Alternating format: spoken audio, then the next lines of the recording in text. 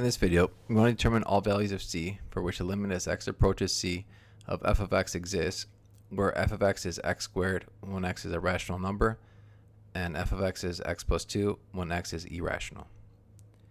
So recall that both rational and irrational numbers are dense in R. What that means is between any two real numbers, you can always find a rational number and an irrational number. And that means like no matter how small the interval is. So hence, for any c that's a real number, we can approach c through sequences of rational and irrational numbers. So in other words, what we're saying is when x approaches c, you can approach c using only rationals or only irrationals. So the function must behave consistently along both types of sequences, because if they didn't, the limit cannot exist.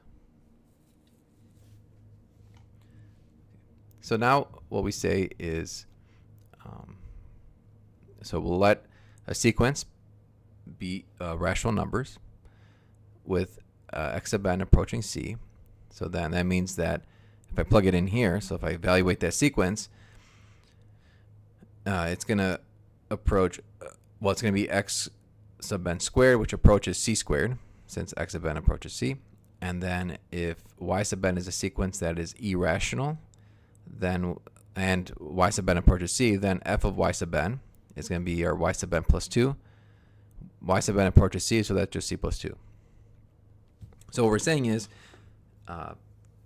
if we're looking at a rational sequence, that approaches c squared. If we're approaching it with an irrational sequence, that's going to be c plus 2. So those have to be the same in order for the limit to exist.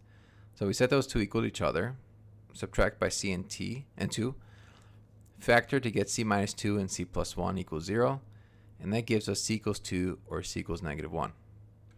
So those are going to be the two values of c that makes the limit exist. And to see what it approaches, well, if c is 2, then c plus 2 and c squared are both 4. If c is negative 1, then negative 1 squared and negative 1 plus 2 are going to be positive 1. So the limit exists only for c being negative 1 or 2.